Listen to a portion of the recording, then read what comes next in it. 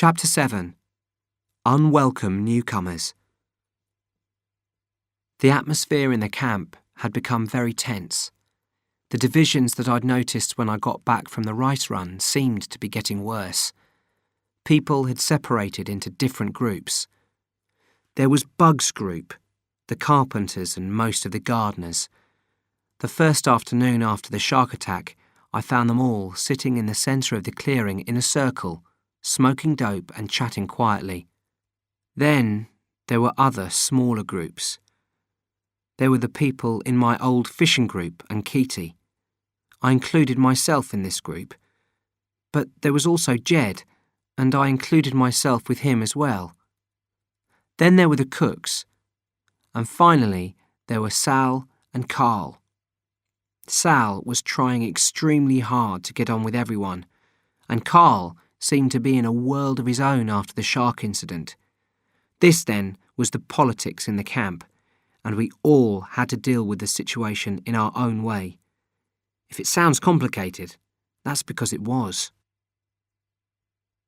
After work one afternoon, I walked over to the hospital tent. It was actually the Swedes' tent, but Sten was dead and Carl had started living on the beach, so I'd begun calling it the hospital tent. Jed had been looking after Christo there since I'd found him in the cave. "Back early today," said Jed when I went into the tent. He sounded very tired and was sweating heavily. I got hungry and needed a cigarette. I looked at Christo. "How is he?" Jed rubbed his eyes. "He's getting worse. He's got a bad fever and he's unconscious most of the time. When he's awake, he's in a lot of pain. To tell you the truth, I'm getting seriously worried about him." I frowned. Christo looked okay to me. Apart from a single cut on his arm, his only wound was a large bruise on his stomach where the shark had smashed into him. "I mean," Jed continued, "that bruise should be getting better, shouldn't it?" I leant over to take a closer look at Christo's stomach. "It's blacker than it was. Not so purple. I think that means it's healing." "I'm not sure," Jed said in a worried voice. "Well, I'm going to get some food now and find Etienne and Francoise," I said. "OK, leave me a cigarette, will you? And come back later. Nobody comes in to see if I'm OK, apart from you. I think they're avoiding having to see Christo. Pretending it hasn't happened, maybe." I threw him a packet of cigarettes. Well, it's not easy for anyone. Sten's body is lying behind the longhouse, and you can smell it through the walls. Jed looked at me sadly. "Well, we're going to bury him tomorrow morning, by the waterfall."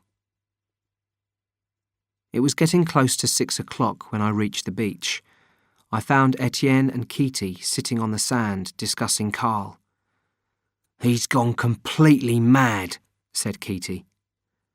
"No, he hasn't," said Etienne in an angry voice. "He's in a state of shock. We should take him to Copagnan." Then he got up and started walking away. I'd obviously arrived in the middle of something, and I wasn't happy at all with the idea that my friends had been arguing. "Was Etienne being serious about Copagnan?" I asked Keaty. He nodded. "He's been saying it all day. He says he's going to discuss it with Sal." "But he must know we can't take Carl to Copagnan. What would we say? Here's a friend of ours who's been attacked by a shark and had a nervous breakdown on our secret beach. See you." "He thinks we could just take him there and leave him on a beach." "That's ridiculous. Even if he didn't tell people about our beach, how would we know that he got looked after? They might just ignore him." I shook my head. "No, the best thing for Carl is for him to stay here." "I've been telling Etienne that all day, but he wants to take Sten to Copagnan as well," said Keaty. "Sten? But he's dead. What would be the point of—" "His family. Etienne thinks we have to let them know what's happened to their son." I smiled in disbelief.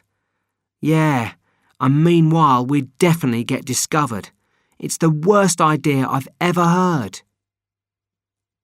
After all the discussion about Carl, I decided I ought to go and see him myself. Or that's what I told Kitty. Really, I was just interested in finding Francoise, whom I'd hardly seen over the past few days. Following the misunderstood kiss, I hadn't wanted to give Etienne any reasons to be suspicious. I found Francoise about 400 metres away, sitting near Carl. When she saw me, she ran over to me, smiling. "Richard," she said, "thank you." I paused. "What for?" "For helping me when I was sick. You were so kind." "Francoise, it was nothing." She smiled, then looked at me straight in the eyes and laughed. "You kissed me." "I thought you were sleeping." "I was. Etienne told me the next day." "Oh, well, I hope you don't mind. It was sort of complicated." "Of course I do not mind. But why do you say it was complicated?" "Well, complicated is probably the wrong word. The kiss wasn't." I stopped and then tried again. "I'm not sure what Etienne told you, but I was kissing you because you were so ill, and then when I'd started it was hard to stop." "Well, I expect Etienne thought it was, you know, a sexy kiss." Francoise laughed again. Then she leant over and gave me a little kiss on the cheek. "Was it a sexy kiss?" "No," I replied, lying. "Of course not." "So there is no problem? Not complicated?" "I'm glad you understand." "Always," she said. "I always understand." For a moment, we looked at each other. Then the moment was over, broken by Francoise as she turned to look at Carl. The next day, at Sten's funeral, we all circled the grave that had been dug near the waterfall. Sal said a few words, talking about Sten's commitment to the camp and how much we'd all miss him. Then one of the cooks talked about how Sten always caught big fish, which kept people's stomachs full. Someone else told us how Sten was always ready to play football on Sunday and how fairly he played. When we began filling the grave with earth, several people started crying. Bugs planted a wooden cross on the grave with Sten's name on it. As we all turned to go back to the camp, Sal stopped us. "Wait," she called out. "I don't want anyone leaving yet. There's something important I need to say, and I want everyone to hear it." People stopped, looking puzzled, and waited for Sal to continue. "Okay, I'd like to start by asking everyone to sit down so you can all see me." We slowly sat down on the grass. Sal waited until we were all settled, then nodded. "I want to talk about the atmosphere in the camp. I'm going to talk about it because I've got no choice. I'm going to talk about it because no one else seems willing to do so." No one said anything. "The way I see things is like this," Sal went on. "We've had 2 disasters over the past week. First, there was the food poisoning, and then we had the terrible tragedy with the shark. For these reasons, the atmosphere in the camp has been bad. It's understandable. We're all human. But it ends here. It ends with the burial of a friend, so that something positive will come out of his death. Now, dates don't mean much on the beach, but I keep a calendar, and it may interest you to know that the date today is September the 11th. As a matter of fact, It interested me a lot to hear the date was September the 11th, because it meant it was almost 5 months since I'd left England. That means that our special beach festival is in 3 days' time. As most of you know, the festival is our birthday, and we celebrate it every year. As she said this, Sal looked rather sad. To be honest, I haven't been looking forward to this year's festival much. Without Daffy, I don't mind telling you that it will feel very strange. But after the trouble we've been through, particularly losing Sten, I now feel it's exactly what we need. It will remind us what we are and why we're here. As it's our birthday, it will mark a fresh start. Sal paused for a moment, clearly lost in thought. Then her face hardened and she continued. Okay, so that's it. I hope you all listened hard. Tomorrow we'll start getting ready for the party. When we got back to the camp, I noticed that the mood had improved. I was half expecting people to sit down in their groups and begin analysing the morning's events. But within a few minutes, everyone had left for work and the clearing was empty. It must have been after midday before I checked on Zeph and Sammy through the binoculars. Jed had gone back to the hospital tent to look after Christo, so I was on my own again. I got to our usual rock, sat down, and put the binoculars up to my face. Quickly, I looked along the beach. Nothing. Where were they? Oh my God, I shouted when I finally saw them. There, on a raft in the sea, sailing slowly towards our island, were Zeph, Sammy, and the 3 Germans.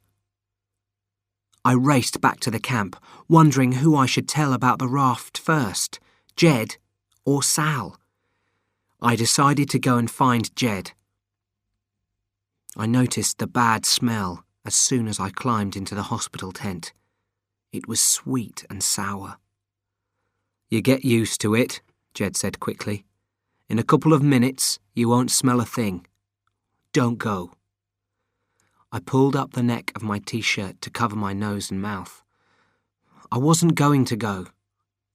Not one person has come in all day. Can you believe it? Not one person. He turned to look at me, and I frowned with concern when I saw his face. Although his suntan was still deep, his face looked grey, as if his blood had lost its colour. I've been listening to them out there since 2 o'clock. They've been playing football. None of them have been thinking about Christo. I nodded, although actually I was only half listening. He clearly needed to talk, but I had to tell him about the raft. Sammy and Zeph would arrive on our island before nightfall. At the earliest, that meant they could start the journey across the island tomorrow morning and could reach the beach by tomorrow afternoon. Christo moved, and for a second his eyes opened.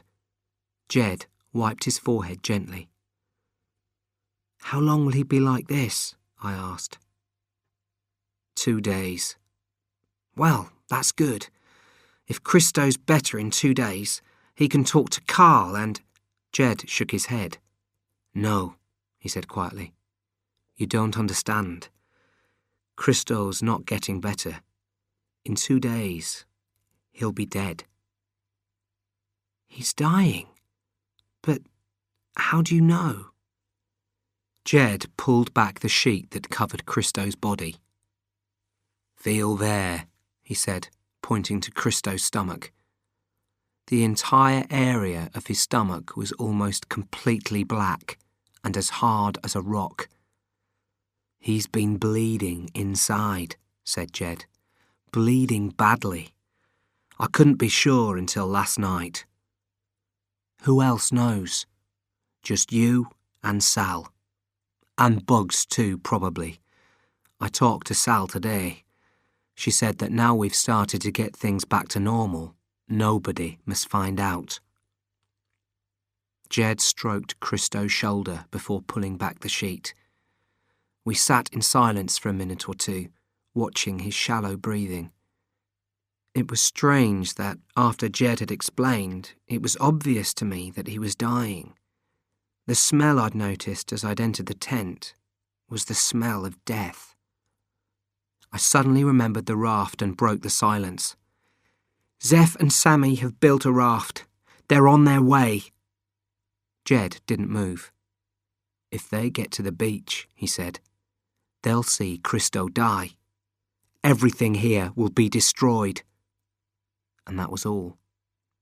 I left the tent and walked close to the longhouse entrance, past where Sal sat talking with Bugs, and continued along to the beach path.